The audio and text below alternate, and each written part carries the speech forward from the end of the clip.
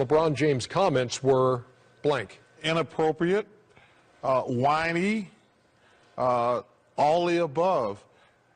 The Cleveland Cavaliers, they have given him everything he wanted. They have the highest payroll in NBA history. He wanted J.R. Smith last summer. They paid him. He wanted Shumpert last summer. They bought in Kyle Korver. He's the best player in the world. Does he want all the good players? He don't want to compete? He is an amazing player. But this notion, they're the defending champs. And for him to be trying to hold anything over Dan Gilbert's head, and I love all these wild punk-ass reporters on television who's afraid to call LeBron. LeBron's a great player and a great guy. It just pisses me off that a guy that great don't want to compete. All right, so here's where it gets really good. After hearing the TNT analyst call him whiny, James decided he has had enough with Barkley's jabs over the years. James clapped back, telling our Dave McMenamin this, quote, "He's a hater. What makes what he says credible? Because he's on TV? I'm not going to let him disrespect my legacy like that. I'm not the one who threw somebody through a window. I never spit on a kid. I never had unpaid debt in Las Vegas. I never said I'm not a role model. I never showed up to All-Star Weekend on Sunday because I was in Vegas all weekend partying. All I've done for my entire career is represent the NBA the right way. 14 years, never got in trouble, respected the game. Print that. I collect one paycheck from this. There's the owner, Griff's, the GM, I'm the player, screw Charles Barkley." Paging Stephen A. Smith. Stephen A., talk to me. Well, this is bad. There's no question about it. And both sides have points. In the case of Charles Barkley, LeBron James looks very, very wrong because he crossed the line. LeBron James got personal. Bringing up Vegas, potential debt from Vegas, and bringing up stuff with the kids and throwing somebody through a window and all of that other stuff. LeBron James was being criticized about something involving basketball, and he definitely went beyond the pale as far as I'm concerned. I think he crossed the line with how personal he got with Charles Barkley. He definitely crossed the line in that regard. You just don't do that. You don't bring up the kind of stuff that he brought up about Charles Barkley just because you don't like what he's saying about you. That's my initial reaction. But when you dig deeper towards it, you do have to understand if you're Charles Barkley. When you call somebody whiny, when in the past you basically called them a punk, when you question their competitive fervor and what have you, all bets are off in that regard as well, because those people are going to interpret it as you taking personal shots at them, which is why LeBron James brought up the word legacy. And then when you think about what he closed with, Max Kellerman, when he says he's the owner, I'm the player, screw Charles Barkley, he was talking about, quotes about Tristan Thompson, J.R. Smith, and others in terms of what Barkley was alluding to. Cleveland has given him everything that he's wanted, et cetera, and how LeBron wanted this or LeBron wanted that, when in fact, Rich Paul, who represents a J.R. Smith, who represents a Tristan Thompson, who's had to fight for those contracts to get those dudes their money, they're looking at it from the standpoint that if LeBron got everything he wanted, he would not have had to complain the way that he's complained periodically over the last 2.5 years that he's basically been back in Cleveland. He's had to complain because he hasn't gotten the things that he wanted. So to imply that he just gets everything that he wants, that he's the one running the show, they took offense to it. So, again, it's one of those situations. I think that LeBron James got a bit too personal. I think it was a bit excessive. I think he was wrong for doing that. But at the same time, if a cat's going to come at you and question your character in that fashion, you do have a right to stand up and defend yourself by any means necessary.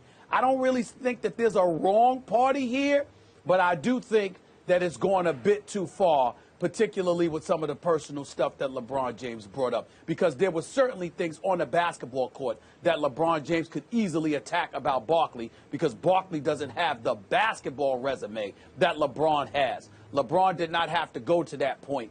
Now all bets are off, because we don't know what the hell Barkley is going to say, and Barkley obviously could say a lot, particularly if he gets personal.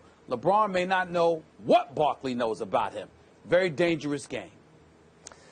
My reaction is LeBron left Charles Barkley in flames. I mean, he left him in flames. And there's some kind of joy that people get or glee that people take in the critic getting criticized in a way that just leaves them in flames. And so my initial reaction is like, oh, snap, you see what LeBron said about Barkley? Oh, he got him, he got him, he got him, he got him. Here's the difference. Charles Barkley, because he gives you the straight dope, even if you think he's a dope at times, he doesn't bite his tongue, is maybe the most popular critic on TV, period. He gets paid a lot of money to give you his opinion, the unvarnished truth as he sees it, precisely because he won't bite his tongue. Now, LeBron doesn't get paid to do that. Doesn't mean he can't offer his opinion on Charles Barkley or anything he chooses. And he makes valid points, in fact. But LeBron here is making ad hominem attacks, meaning he's attacking Charles Barkley personally because he doesn't like what Charles Barkley is saying. There's an expression, don't murder the messenger. He is murdering the messenger. I don't know. And people, Shaq even does this with Barkley on the air sometimes. Shaq was a greater player than Barkley, more championships, etc. And sometimes Shaq, in the argument, whether Shaq is winning or losing, and those guys are amazing on TV together, it's an incredible show, but Shaq will sometimes just pull that trump card. He'll pull that card out and say, how many champions, basically, I've won championships, I'm a greater player, you should stop talking. Stephen A., you and me didn't win any championships in the NBA, but we criticize these guys. I mean, the job of a critic in the media is to tell you what they see, is to look with a critical eye and tell you what they see. And their own background may be pointed out by the targets of their criticism at times to kind of undercut their credibility, but that doesn't change what they're saying. I would have been more convinced by LeBron's arguments if he would have gone at what the content of what Barkley said instead of impugning Barkley's character. Well, you got to remember something. First of all, understand something. LeBron James is not going to come at people like us because we truly do have a job to do. And, in my case, I've been a journalist for over 24 years. And so, it's a different ball game. But it's almost, and you'll appreciate what I'm about to say, Max, it almost harkens back to what Mike Tyson said years ago when he was talking to our very own Jeremy Schaap. He said, he was actually talking about black people in this regard. He said, I can understand you coming at me.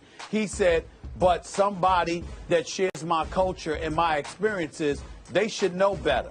Well, it's the same principle when you have a LeBron talking about Barkley. LeBron may not say that about a member of the media. He never has. But when you look at Barkley, he's like, wait a minute, you're a player. You played in this game. You tried to achieve what I have achieved. You wanted championships. I've gotten 3 of them. You went to 1 NBA Finals. I've been to 7 of them. I've got 4 league MVP honors. You have 1. Your resume doesn't compare to mine while you took up this challenge. Who the hell are you to say anything? LeBron is right about that.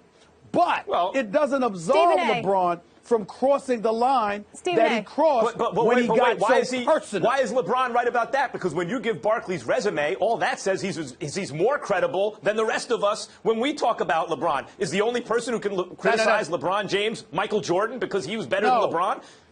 Kareem is the only guy who, along with Michael, can criticize LeBron? That's not what I'm saying. Understand my point. I'm saying LeBron and any other player is going to treat a player as differently than a pure differently than they would treat a reporter. That's my only point. Sometimes when I've been critical of an athlete and they reach out or we talk about it, I sometimes refer them or send them the critic in the arena, the Teddy Roosevelt speech, where he talked about critics and how the man in the arena, it's called. And in fact, LeBron has cited the man in the arena, where Teddy Roosevelt was saying, look, forget about the critic, who, former president of the United States, one of our great presidents on Mount Rushmore, forget about the critic who spends his life criticizing the deeds of others. It's the man in the arena, in the theater of action, basically, who, whether he wins or loses, has given his best effort actually in the doing. So you have to recognize that yes, there's something about the timid soul of the critic that the athlete may resent, especially when the critic is a former athlete who himself should be more sympathetic to what the athlete is going through.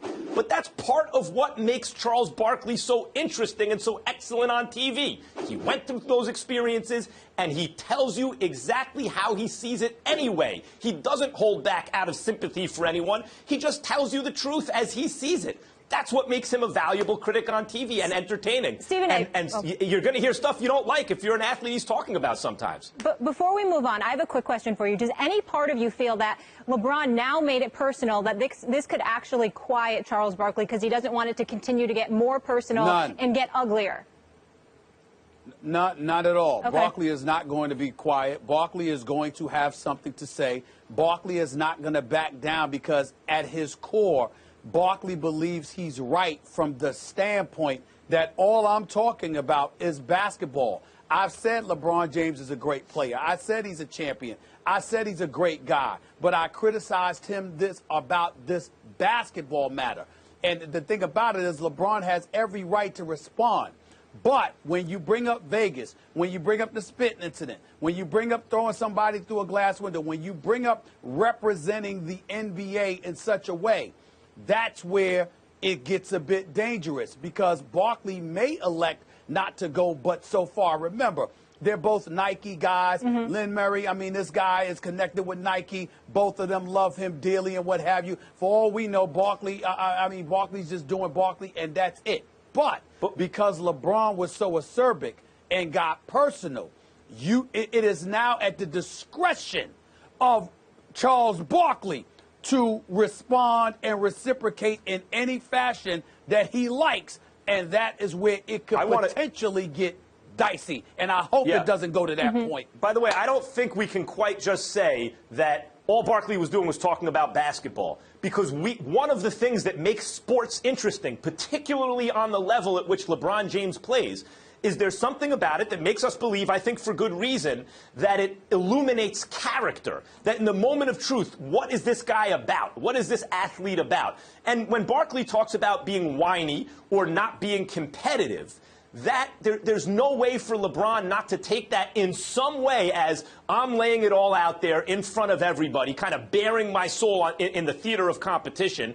And when you discuss things like competitive spirit or me being whiny, how can I not take that personally? Because it speaks to my character. And I would say that's the cost of doing business. That's kind of a hazard of the occupation on LeBron James's level, is that people will, for good reason, take the outcome of the events. That includes what team you choose to play for and how you play in crunch time and all those things as revealing somehow your character. You're going to take that personally sometimes.